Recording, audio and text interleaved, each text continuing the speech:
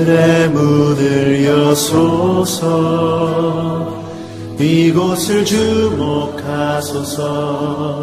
주를 향한 노래가 꺼지지 않으니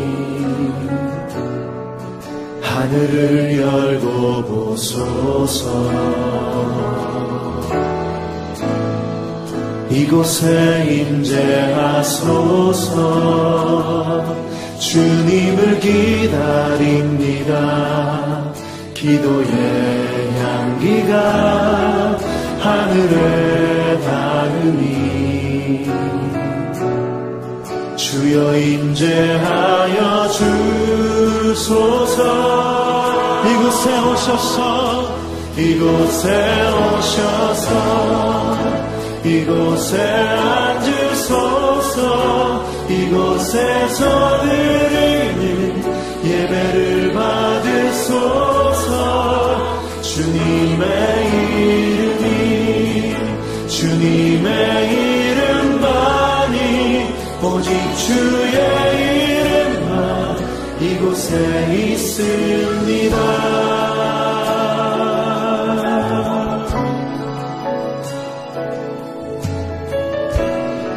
다시 한번 고백하며 나아가면 하늘의 문을 여소서. 하늘의 문을 여소서. 이곳을 주목하소서. 주를 향한 노래가 꺼지지 않으니 하늘을 열고 보소서. 이곳에 임재하소서. 주님을 기다립니다. 기도의 향기가 하늘에 닿으니 주여 임재하여 주소서.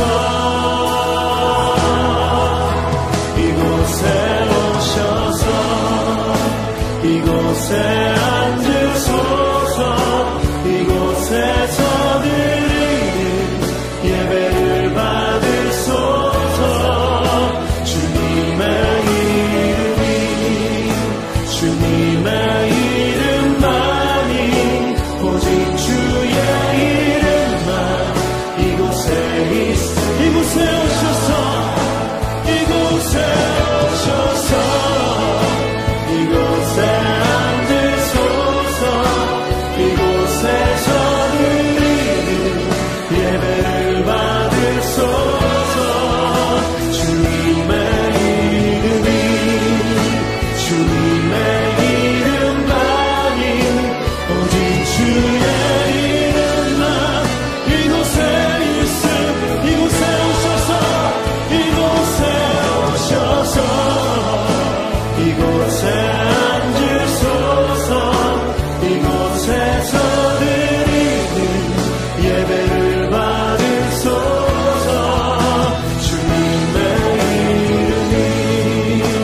주님의 이름만이 오직 주의 이름만 오직 주의 이름만 오직 주의 이름만 오직 주의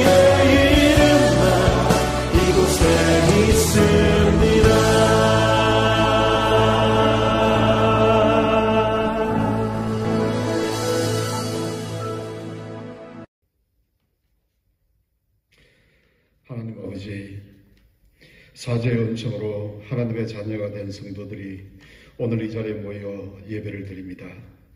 오직 하나님께만 드리는 영광의 예배가 되어서 하나님께만 영광을 돌리게 하는 귀한 시간이 되게 하여 주시옵소서. 역사를 주관하시는 하나님 아버지, 우리 대연 장로교회를 사랑하셔서 지금까지 은혜 가운데 인도하심을 감사드립니다. 오직 믿음의 반석 위에 굳게 서서 마지막 시대에 주께서 맡겨주신 사명을 잘 감당하는 교회가 되게 하여 주시옵소서. 오직 하나님께 영광을 돌리며 성도와 이웃을 사랑하는 진리의 등대가 되게 하여 주시옵소서. 은혜의 하나님 아버지, 인간의 욕심으로 인해 빚어진 수많은 재난들과 질병들 속에서 하나님의 자녀로 올바르게 살아가는 방법을 알게 하시고, 비록 지금의 어려움들 속에서도 하나님의 뜻을 발견하게 하시며 그 길이 어렵고 힘들더라도 주님의 길을 따르는 지혜와 용기를 허락하여 주시옵소서. 하나님 아버지, 이 시간 기도와 찬송과 말씀 속에서 우리에게 세미하게 역사하시는 주님의 음성을 듣기를 원합니다. 오직 하나님의 진리의 말씀에 순종하는 성령의 역사가 있게 하여 주시옵소서. 그리하여 하나님과 동행하는 기쁨의 삶을 살게 하시오며 그 기쁨으로 인해 우리의 이웃에게 그리스도의 복음이 전파되는 놀라운 역사가 있게 하여 주시옵소서. 사랑의 주님, 지역 재개발로 인해 많은 변화가 일어나고 있습니다. 홍해 앞에서 길을 내신 하나님 아버지, 주께서 원하시고 계획하시는 대로 이루어지기를 원하며 이 환경의 변화를 통해 더 크게 주께 영광 돌리는 교회가 되게 역사하여 주시옵소서. 목사님을 통해 선포되는 말씀이 우리의 마음밭에 떨어질 때에 우리의 심령이 옥토가 되어 말로만이 아닌 생활 속에서 진실한 행위로서 성령의 열매를 맺는 성숙한 성도가 되게 하여 주시옵소서. 오늘 또 예배 시종을 주님께 의탁하옵고 우리를 구원하여 주신 예수 그리스도의 이름으로 기도드리옵나이다. 아멘. 9월 첫째 주일 우리에게 주시는 하나님의 말씀은 신약성경 빌립보서 1장 12절로 18절 말씀입니다.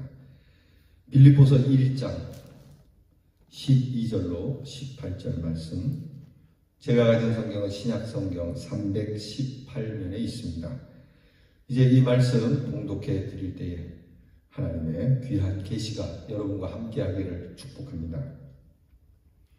형제들아, 내가 당한 이 일이 도리어 복음 전파의 진전이 된 줄을 너희가 알기를 원하노라. 이러므로 나의 매임이 그리스도 안에서 모든 시일의 암과 그 밖에 모든 사람에게 나타났으니 형제 중 다수가 나의 매임으로 말미암아 주 안에서 신뢰함으로 겁없이 하나님과 말씀을 더욱 담대히 전하게 되었느니라. 어떤 이들은 투기와 분쟁으로, 어떤 이들은 착한 뜻으로 그리스도를 전파하나니 이들은 내가 복음을 변증하기 위하여 세우심을 받은 줄 알고 사랑으로 하나 그들은 나의 매임에 괴로움을 더하게 할 줄로 생각하여 순수하지 못하게 다툼으로 그리스도를 전파하느니라. 그러면 무엇이냐? 거칠애로 하나 참으로 하나 무슨 방도로 하든지 전파되는 것은 그리스도니 이로써 나는 기뻐하고 또한 기뻐하리라. 아멘. 우리는 몇 주 동안 그리스도인에 대한 삶에 대하여서 여러분과 말씀을 나누고 있습니다. 그리스도인의 호흡, 그리고 그리스도인의 그러한 양식, 그리고 그리스도인에 대한 그러한 삶의 태도에 대해서 말씀하는 중에 오늘은 우리 그리스도인의 삶의 의미에 대한 말씀을 오늘 본문과 함께 여러분과 나누기를 원합니다. 사람은 누구든지 다음 세 가지 문제에 대한 해결 없이는 절대로 행복할 수 없다고 합니다. 이 해답이 없이는 여러분 결코 행복할 수도 없거니와 행복하다고 하다면 그것은 거짓이고 위선이라고 합니다. 현대인을 불행하게 만드는 그 첫 번째 문제는 죽음입니다.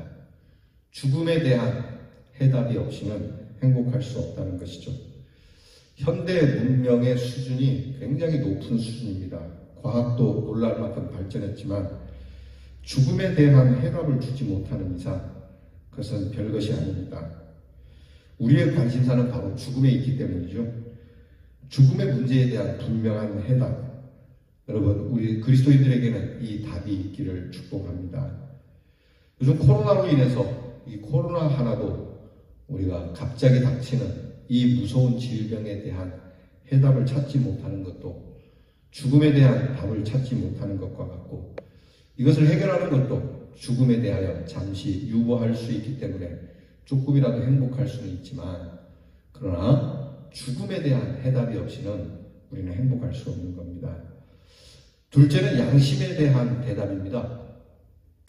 흔히 양심이 우리에게 주는 가장 무거운 문제는 죄책감입니다. 윤리와 도덕을 알든지 모르든지 간에 각자의 마음에는 양심이라고 하는 법이 있습니다. 죄책감은 이 양심에서 나오는 것이죠.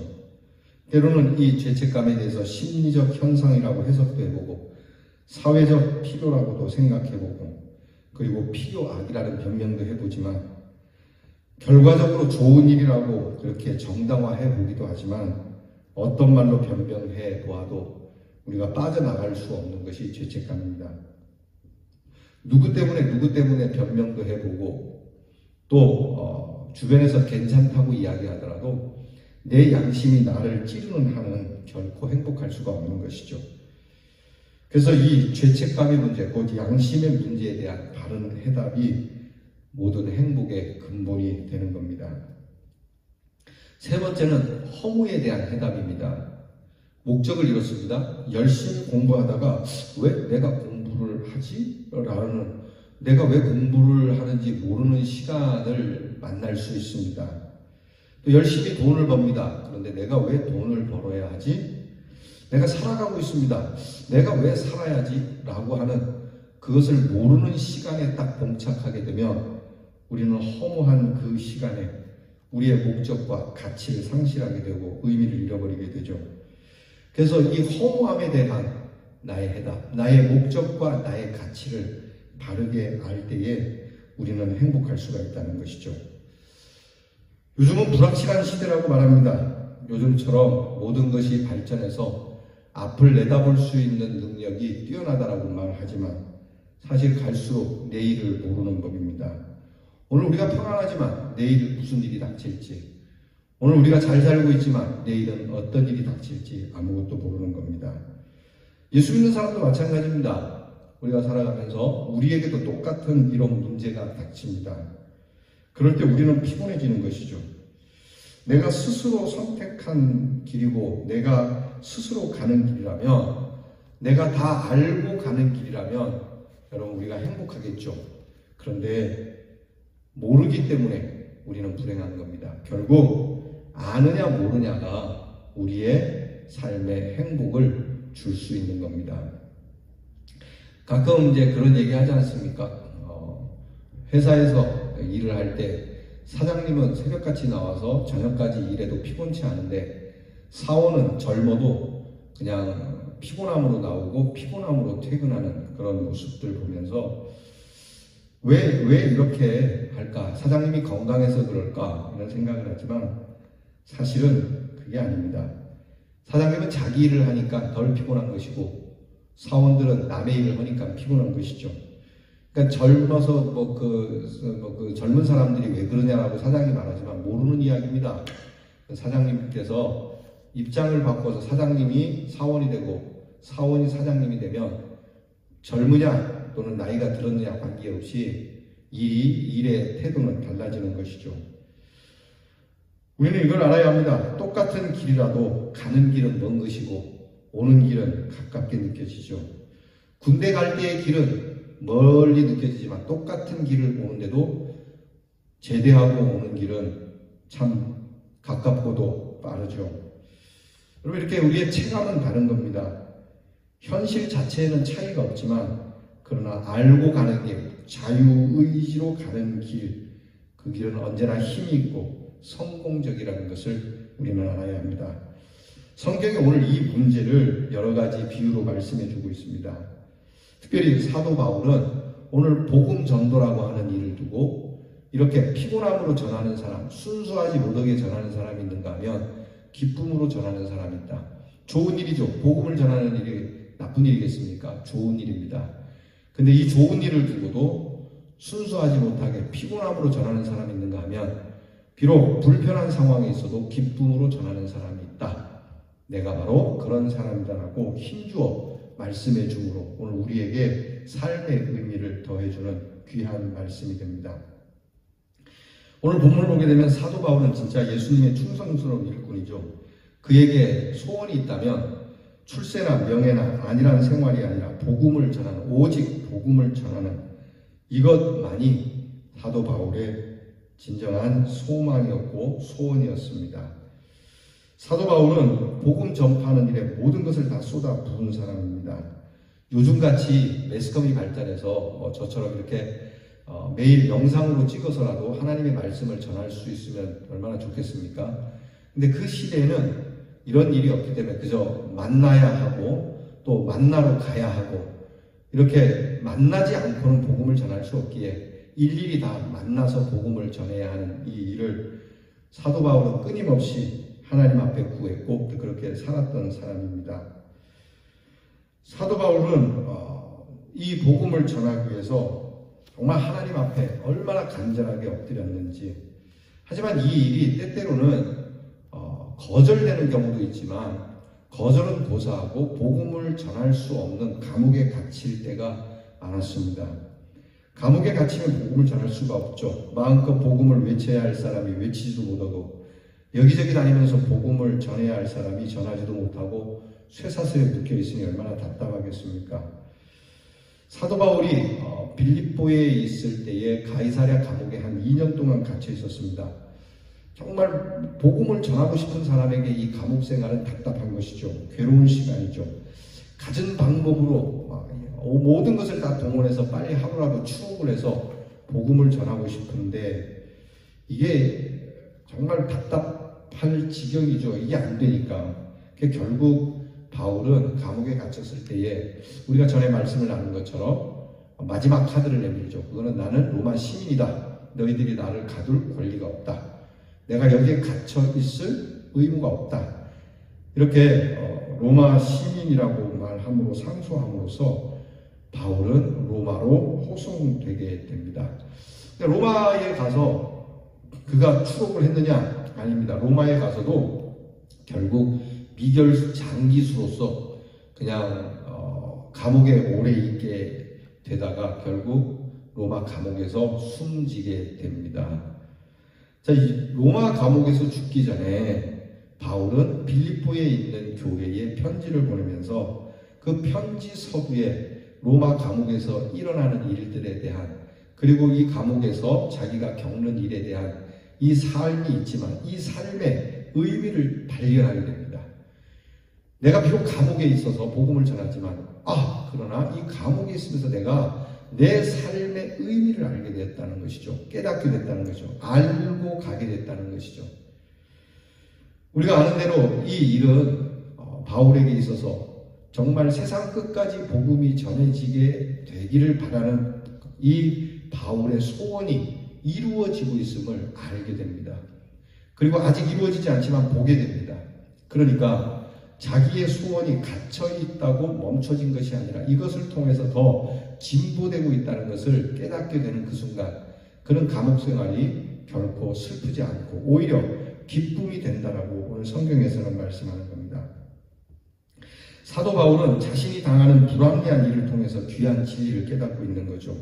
그는 간증합니다. 오늘 성경 말씀 12절에 보면 형제들아 나의 당한 일이 도리어 복음의 진보가 된 줄을 너희가 알기를 원하노라. 감옥에 있으므로 복음이 막히고 하나님 사업이 침체된 것이 아니라 오히려 이 사업이 번창하고 있다는 것을 우리 모두가 알기를 바란다고 전하고 있는 겁니다. 이 말씀 가운데는 도리어라고 하는 단어가 있는데 이 단어는 헬라어로 말론이라고 합니다.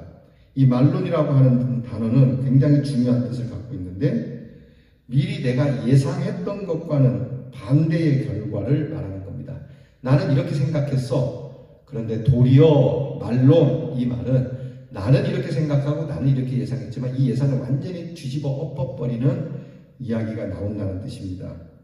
자기 생각과는 달리 뜻밖의 일입니다. 그래서 그 뜻밖의 일은 13절에 시위대, 곧 친위대, 요즘으로 말하면 비서실이 되는 거겠죠. 옛날에는 왕들이 왕을 보호하기 위해서 이 친위대를 왕궁에 두고 왕을 보호하는 일을 삼습니다.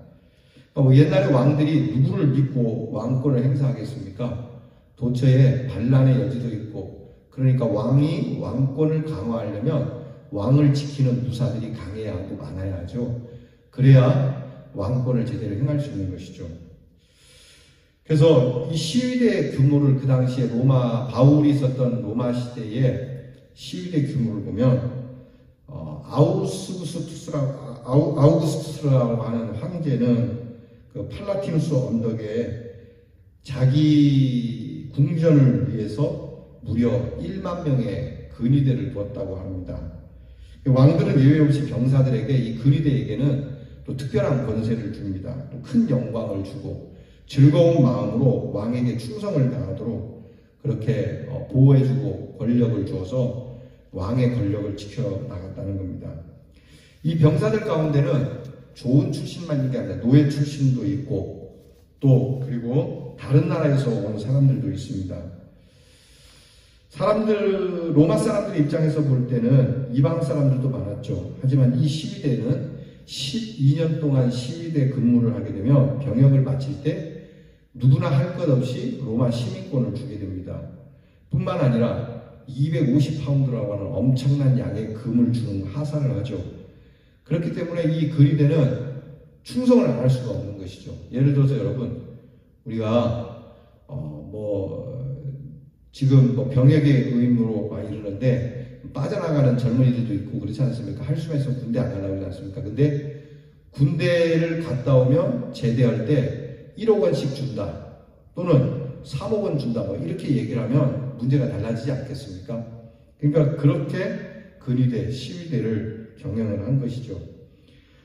그러니까 신분도 달라지고 로마의 귀족이 되고 남은 생도 편안하게 살게 되니까 근위대의 건세는 이리저리 말할 것도 없고 충성스러운 것이 되는 것이죠. 자, 이런 근위대를 시위대를 지금 바울은 감옥에서 만납니다. 1대1로 만납니다. 이 시위대 한 사람 한 사람씩 돌아가면서 바울 옆에 서서 감시를 합니다. 그것도 그냥 감시하는 것이 아니라 사슬을 묶어서 수갑을 서로 죄수에게 한 명, 경찰에게 한 명, 경찰의 팔에, 죄수의 팔에 매여서 그렇게 감시를 하듯이 쇠사슬을 그렇게 묶고 있는 터니까 자, 이렇게 감옥에 갇힌 이 상황에 1대1의 전도를 할 수 있는, 우리가 흔히 말하는 전도 폭발의 복음 제시를 할 수 있는 귀한 기회를 얻는 것이죠. 이렇게 해서 복음이 전해지게 되고 그들의 입에서 귀족들에게 복음이 전파되고 귀족들이 예수를 믿음으로 해서 로마 전체가 기독교화되고 이 로마가 기독교화됨으로 전 세계로 복음이 뻗어져 나가게 되는, 그래서 오늘 우리 한국에까지 조선에까지 복음이 이르러 우리가 예수를 지금도 믿게 되는 이 놀라운 역사를 보게 된 것이죠. 그래서 많은 바울이 생기는 겁니다. 한 사람의 바울이었지만 감옥에 갇힌 한 사람의 바울이 수많은 바울을 낳게 한 겁니다. 그런가 하면 오늘 성경에 보면은 바울이 갇혀 있을 때에 바울과 같이 복음을 전하는 사람들이 있었어요. 열심으로 하든 단마음으로 하든, 심지어는 바울을 약 올리려고 너만 복음 전하냐? 우리도 복음 전할 수 있다? 하고 순수하지 못하게 복음을 전하지만 이를 두고 바울은 외모로 하나 참으로 하나 또는 어떤 방법으로 하더라도 전파되는 것이 그리스도니까 내가 이것 때문에 기뻐해야지. 내 목적은 내가 전하는 것이 목적이 아니고 예수님이 전파되는 것이 목적이니까 그 목적이면 되는 겁니다. 그래서 이 목적, 이 의미를 가지고 기뻐한다는 겁니다. 여러분, 꼭 내가 해야 되는 건 아닙니다. 그렇죠? 꼭 내가 이루어야 되는 건 아닙니다. 내 삶의 목적이 거기에 있다면 피곤해질 겁니다. 그러나 오늘 바울처럼 내게서 전파되는 것이 그리스도니 곧 내가 원하는 것은 그리스도의 복음의 전파니 이것만 되면 되는 것이지, 이래서 내가 감옥에 있을지라도 오히려 내가 감옥에 갇힘으로 나를 싫어하는 사람이든 좋아하는 사람이든 누구라도 예수를 믿게 되는 일이 이렇게 빠르게 확산되는 것에 대해서 참 놀라고 기뻐하고 감사한다라고 하는 겁니다. 분명히 바울은 투옥되었고 옥고를 치르고 있습니다. 뿐만 아니라 그는 감옥에서 죽습니다. 하지만 그는 깨닫습니다. 이 일로 인해서 놀라운 역사가 밖에서 이루어지고 안에서도 이루어지고 있다는 것을. 그래서 오늘 본문 말씀을 보면 그러므로 그렇기 때문에 이렇게 이야기하지 않습니다. 그럼에도 불구하고 라고 말하고 있습니다. 그럼에도 불구하고. 그러니까 이렇게 되었기 때문에 또는 그러므로 라고 하지 않고 내가 이렇게 되었음에도 불구하고 굉장히 중요한 의미입니다. 피동적인 현실을 능동적 현실로 이해하는 겁니다. 수동적인 현실에서 선택적 의미를 깨닫는 것이죠. 그리스도인의 삶의 의미가 여기에 있습니다.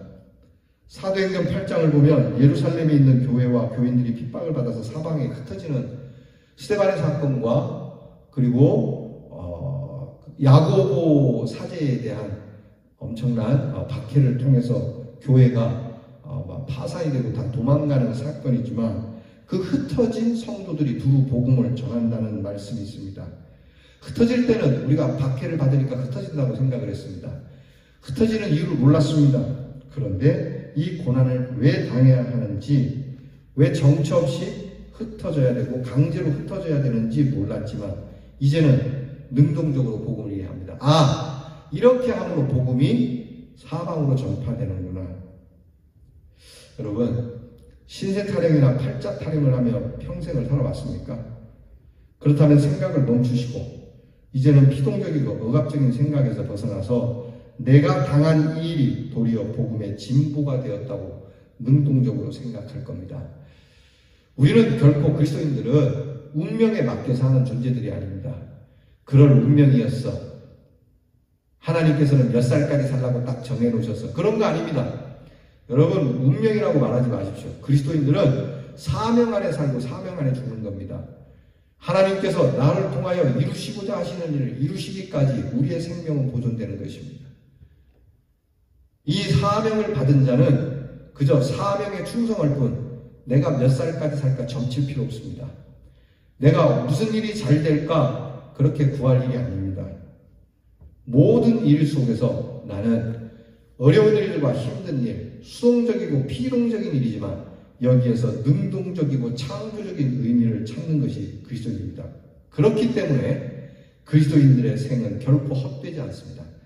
헛된 시간이 될 수도 없고 나 중심적으로 생각하면 끝났습니다. 여기서 내려놓아야 합니다. 그러나 예수님 중심으로 생각하면 이제부터가 시작입니다. 나의 생은 실패로 돌아갔습니다. 그러나 하나님의 사업에는 실패가 없다는 것을 우리는 믿어야 합니다. 하나님의 말씀은 절대 감옥에 갇히는 법이 없습니다. 오히려 하나님의 말씀을 가두면 가둘수록 그 갇혀졌다고 생각하는 곳에서 더 놀라운 역사가 일어나는 법입니다. 일본의 유명한 신학자 우치무라 간조라고 하는 이 간조 선생의 연말이라고 하는 유명한 기도가 있습니다. 그 기도문 가운데는 이런 기도의 내용이 있습니다. 나의 요구를 다 물리치시고 나의 소원을 다 깨뜨리시고 나의 뜻, 오히려 나의 요구와 나의 뜻보다는 하나님의 뜻을 이루신 것에 대하여 감사를 드립니다.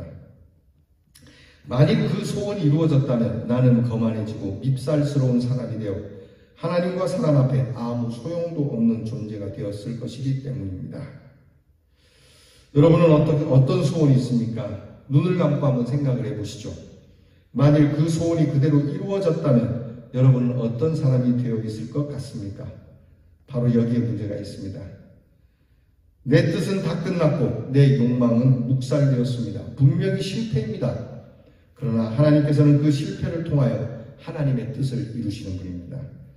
우리를 겸손하게도 하시고 진실하게도 하시고 하나님 앞에 나오게도 하시고 하나님 앞에 무릎을 꿇게도 하시고 하나님 앞에 기도 드리게도 하십니다.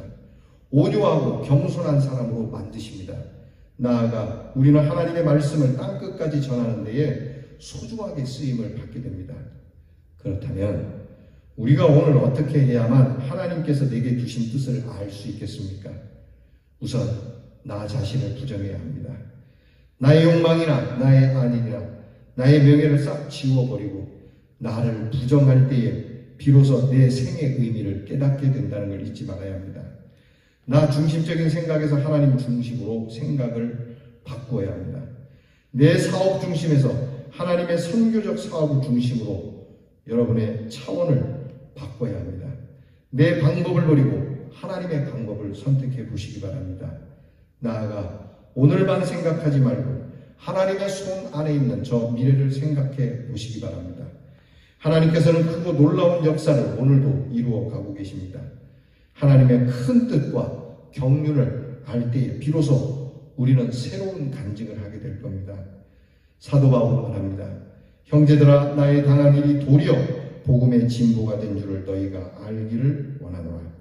바울은 빌립보서를 통하여 11번이나 이 일을 두고 기뻐하라고 말씀하고 있습니다.